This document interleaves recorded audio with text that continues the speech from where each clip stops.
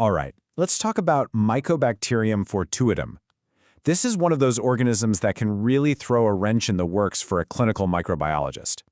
Today, we're doing a deep dive, pulling from a recent Gemini deep search to get right to the practical stuff.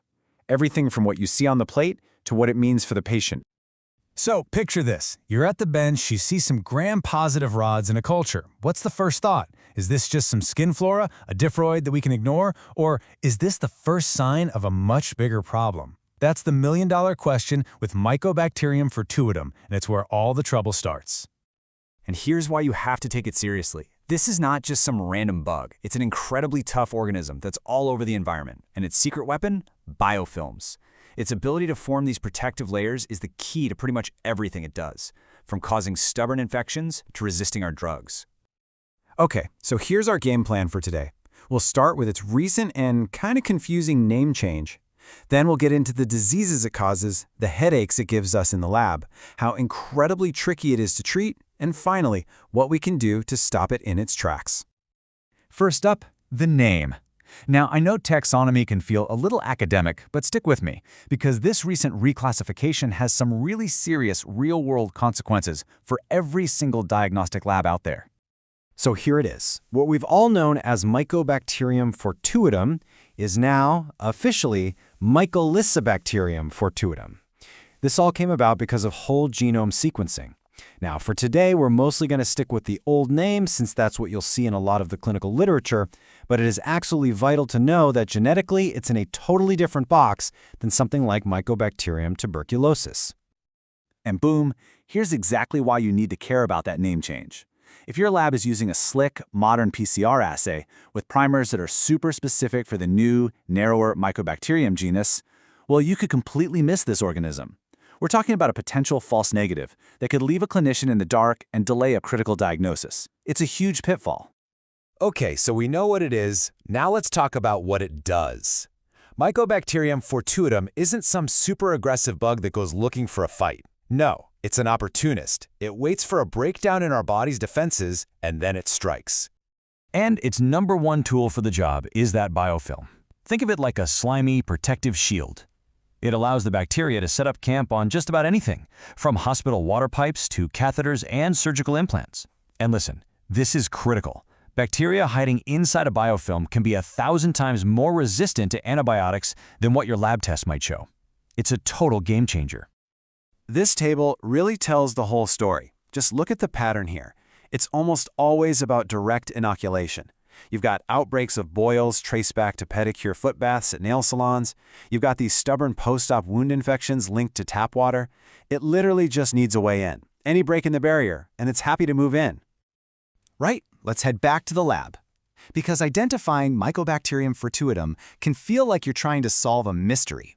It is a master of disguise, especially in those first few critical hours of a workup. This right here is trap number 1. On a gram stain, it often shows up as these beaded, kind of weirdly shaped gram-positive rods. It is so easy to look at that and just call it a diphteroid, and then dismiss it as a contaminant. This happens all the time, and it leads to dangerous delays in getting the right diagnosis. Now, a huge clue here is its growth rate. Unlike a lot of other mycobacteria that take weeks, this thing pops up fast. You'll see these buff-colored or non-chromogenic colonies on your Lowenstein Jensen in just 2 to 4 days. And while it is acid-fast, that stain can be really weak or patchy. Oh, and here's a great little binge tip. It'll grow on MacConkey agar as long as there's no crystal violet in it. That's a useful trick to have up your sleeve. So, to get a definitive answer and cut through all that ambiguity, we have to turn to our modern tools. Gene sequencing, looking at genes like RPOB or HSP65, that's your gold standard, no question. And MALDI-TOF. Well, it's incredibly fast, which is amazing, but its accuracy completely hinges on whether your database is up to date and actually includes these less common bugs. Okay, let's switch gears and talk about treatment. And wow, this is where things get really complicated. There is no simple recipe here, and the lab's input is absolutely non-negotiable for getting therapy right.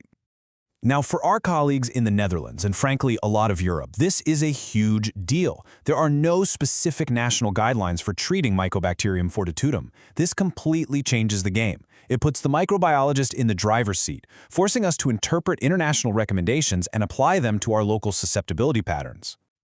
So what do those international guidelines tell us? Well, they tell us that treatment is a marathon, not a sprint. We're talking long-term therapy with multiple drugs. For serious infections, you're looking at an initial IV phase with heavy hitters like amikacin or imipenem, followed by at least 2 active oral drugs for a year, sometimes even longer. But before we even get into which drugs to use, we have to talk about this concept: inducible resistance. It's a hidden time bomb. It's when a bacterium looks perfectly susceptible on your initial lab test, but as soon as it sees the drug in the patient's body, it flips a switch and becomes resistant. And this is the perfect and most dangerous example. Mycobacterium fortuitum has a gene called ERM39. This gene is the switch for macrolide resistance. So, if you treat this with a macrolide like clarithromycin by itself, it will look like it's working at first, and then it will absolutely fail. Macrolide monotherapy is a definite no-go. This might be the single most important piece of advice the lab can give. And these challenges just get amplified when you're dealing with kids. There are no specific pediatric guidelines, so every case is different, and source control is everything. For example, with peritonitis from a dialysis catheter, that catheter has to come out, period. If you don't remove it, the treatment won't work. Same for things like swollen lymph nodes in the neck. Often, the best and fastest cure is simply to surgically remove it. All right, we're in the home stretch. For our last section, let's zero in on 2 areas where the lab's advice is absolutely make or break: interpreting susceptibility results and guiding prevention strategies. This quote just hits the nail on the head. It perfectly sums up a massive problem for us. EUCAST hasn't published clinical breakpoints for Mycobacterium fortuitum. That means we can run a test, get an MIC value, but we can't officially call it susceptible or resistant.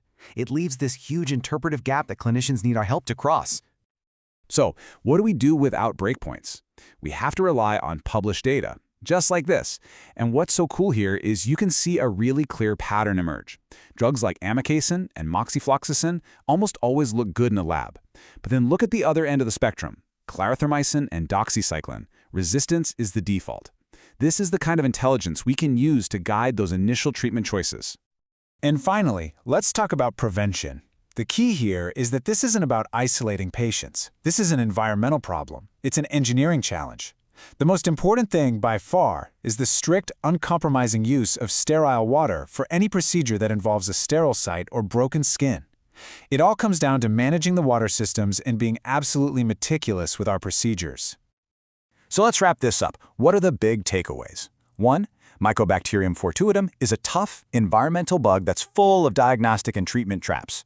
2. Your lab is at the center of this fight, from getting the ID right to helping navigate that EUCAST breakpoint mess. And 3. Prevention starts at the tap. So that leaves me with one final thought for you to chew on. Without official breakpoints, how can your lab do a better job of turning a simple MIC number into smart, actionable advice for your clinicians? All the sources we use for this are available in the notebook document linked right below. If this was helpful, please hit subscribe and let us know what you think in the comments. Thanks for tuning in.